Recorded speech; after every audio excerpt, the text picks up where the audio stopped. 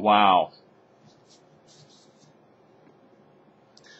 I just had one of those wow moments. Only the second one that I can remember off the top of my head. Well, as I try to think about it, I keep thinking of more. There was the time I interviewed Scott Adams for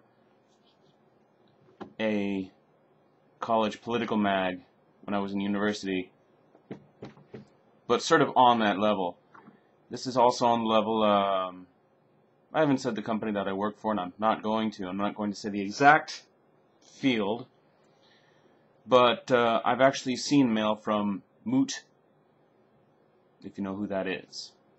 I've seen mail from Moot. And this most recent wow moment ranks on that level.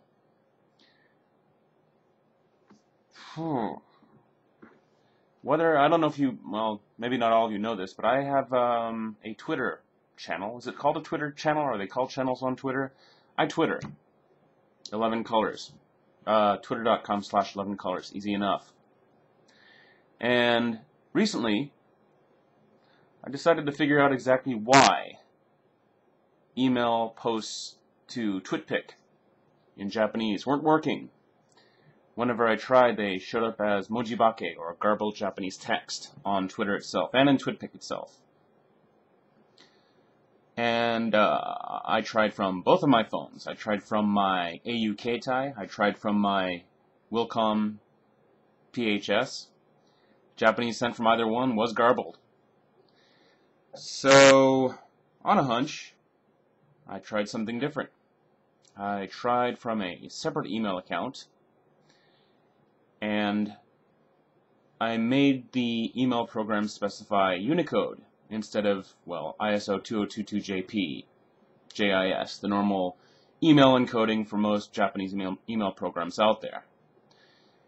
I tried using Unicode instead of JIS, and it got through, ungarbled. So that said to me that TwitPic's email inbox was decoding MIME headers, MIME encoded email headers, and then not taking it any further. They were just leaving it in the original encoding. So all the garbled Japanese text that I saw, let's see if I can see any examples of it. And I have no idea if this will make sense later if I post it, but looking for garbled text on my Twitter page. Yeah, there's like a B at the beginning and a J and a B at the end, and that reminded me of JIS, ISO 2022JP. Don't ask me why, that just comes from a lot of experience from staring at it. But it looked like JIS, so it looked like, well, it was just being thrown through raw and not being re-encoded in Unicode for Twitter. I'm looking at Twitter's Japanese page right now. Wonder if it says encoding in the header. Yeah, Twitter's home, or if you just go to Twitter / top page, and you look at the source, it has a meta tag that says _set UTF-8. So Twitter works in Unicode, and heck, if they're going to post multiple languages on one page, that's all they really can do, is work in Unicode. So that's another reason I decided to try Unicode from an email program, and that made it through okay. I wonder if I can even see the tweet at this point. Test number 3. There's can't handle Japanese. Odd.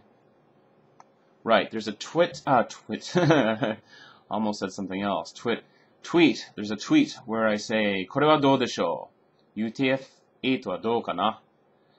And that was actually sent via email, encoded in Unicode, as opposed to the usual ISO 2022JP. That got through okay. So that told me that TwitPic's email inbox was doing just that first level of encoding, from the MIME encoding to whatever went into the MIME encoded header. It wasn't trying to, say, transform JIS encoding into Unicode that Twitter could handle. And that's why it was ending up looking like mojibake, like garbled text. And so recently what did I do? I think I sent an email. I forget if I sent an email to support@twitpic.com. I forget if I did that. I might have. I tweeted a few times about it as well. saying, let's see if I can, oh wait, this is what I wrote in Japanese, and Noah Everett, well, I'm guessing he doesn't understand Japanese, so I mentioned it. Yeah, my next to most recent tweet says, this tweet is English solely because TwitPic's email inbox isn't transforming text into Unicode, which is which is the best I could do towards fitting the problem definition to 140 characters. Twitter's nice that way. Forcing you to cram a problem definition into 140 characters makes you decide what's important and what's not. And I got a response, tweet response from Noah Everett, the creator of TwitPic. Now, TwitPic, remember that airplane that crashed in the Hudson River? The first pics that were seen worldwide of that crash were posted to TwitPic, and TwitPic crashed as a result. And what was it, May 20th or June 20th, one or the other, when there were election troubles in Iran, it ran into problems there as well, at that point as well, but that's only because it was so popular. Am I getting that right? It was on the 20th in a different month. This is silly of me to try to Google for this now. TwitPic, how would I find this? TwitPic down. What I'm doing right now is just trying to find the reason it went down last time. In past, news event. Well, okay, basically any large... Oh yeah, it's on the blog itself, blog.twitpic.com. Yesterday, blah blah blah, vulnerability, blah blah blah blah, bringing the rain, issue, pornography, you squeal, where is it? May 20th, TwitPic, should be incorrect, corrupted. Alright, I'm not finding it, but there was something, I don't know if it was the G8, or I don't know if it was the election in Iran, but one or the other. TwitPic buckled under the load of its popularity a few months ago again.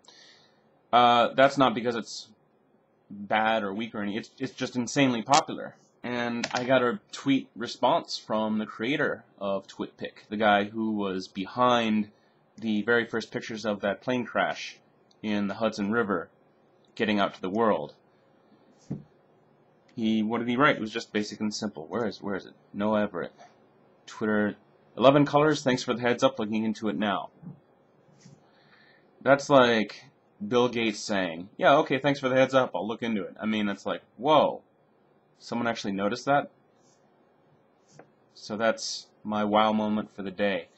And right now, oh cool, I'm rendering something else, a Samoan remix of my most recent driving video. Not sure which one I'll upload first, but we'll see.